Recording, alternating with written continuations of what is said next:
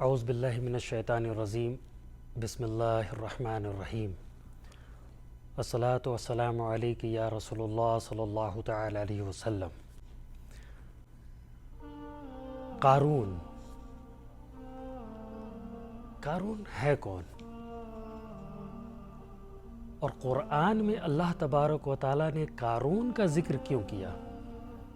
تو ہم تمام مسلمین اس بات کو اچھے سے جانتے ہیں کہ قرآن کو جب اللہ تبارک و تعالیٰ نے حضور صلی اللہ تعالیٰ علیہ وسلم پر نازل کیا تو بس یہ اس سمے کے لیے ہی محدود نہیں رہا، بلکہ یہ تا قیامت تک آنے والی تمام نسلوں کے لیے ایک عبرت ہے۔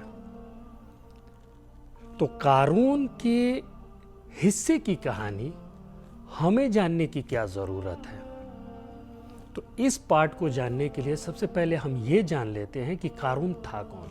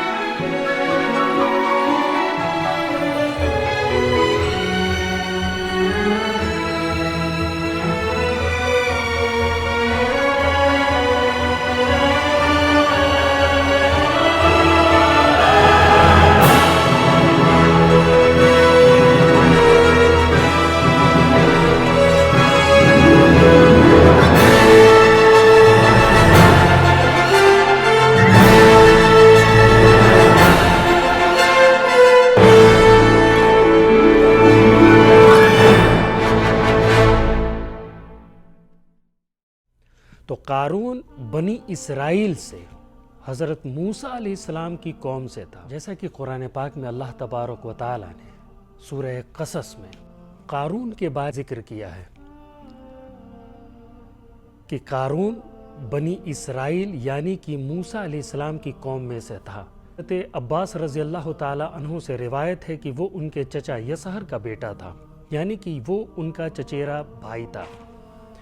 قارون بہت ہی حسین اور جمیل تھا اور اس کی خوبصورتی کے لیے لوگ اسے منور کا تخلص دیے تھے۔ جب وہ اپنی مفلسی کے حالت میں تھا تو بڑا ہی نیک اور رحم دل تھا، لوگوں کے ساتھ اچھے رویے رکھا کرتا تھا، اپنے لوگوں کے ساتھ اچھا برتاؤ کیا کرتا تھا، حسن سلوک کیا کرتا تھا، صلہ رحمی کیا کرتا تھا۔ پھر اللہ تبارک و تعالیٰ نے دھیرے دھیرے اسے مال و دولت سے نوازا، اس کے پاس بے انتہا خزانے ہو گئے۔ زوراور لوگوں کی جماعت بھی اس کے خزانے کی چابی کو نہیں اٹھا پاتے تھے۔ مفسرین کا ایسا ماننا ہے کہ اس سمے جو اس کی چابی تھی اس کی تعداد بہت زیادہ تھی اور ہر ایک چابی چمڑے کی بنی ہوئی ہوتی تھی اور ایک چابی کا سائز ایک انگلی کے مانند ہوا کرتا تھا، اور ہر ایک چابی اس کے ہر ایک اسٹور روم کے لیے تھی، یعنی کہ ہم اندازہ لگا سکتے ہیں کہ اللہ تبارک و تعالی نے اس کو کتنی زیادہ مال و دولت اور خزانے سے نوازا تھا۔ پر جیسے جیسے اس کے پاس اللہ تبارک و تعالی کے فضل و کرم سے مال و دولت ہونے لگی، ویسے ویسے اس کے دل سے اللہ کا خوف، لوگوں کے لیے رحم دلی، اپنوں کے لیے انکساری، صلہ رحمی وہ ختم ہوتی چلی گئی، یہاں تک کہ وہ اللہ کی عداوت کو بھول گیا۔ دھیرے دھیرے اس کے اندر تکبر پھیلنے لگی، تکبر اس کے سر چڑھ کر بولنے لگی، وہ اپنے سامنے کسی عام انسان کو کچھ نہ سمجھتا تھا، دولت کا غرور اس کے پاس زیادہ ہو گیا۔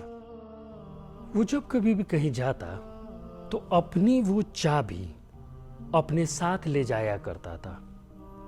ایسا مفسرین کا ماننا ہے کہ تقریباً 60 کھچروں پر 60 میولز 60 کھچروں پر وہ اپنی چابیوں کو لادا کرتا تھا، اور کھچروں کے ماتھے پر چاندی کا ورک سفید رنگ کا پہنایا کرتا تھا، یہاں تک کہ ان کے پیروں میں بھی، تاکہ دور سے ہی پتہ چل جائے کہ قارون آ رہا ہے۔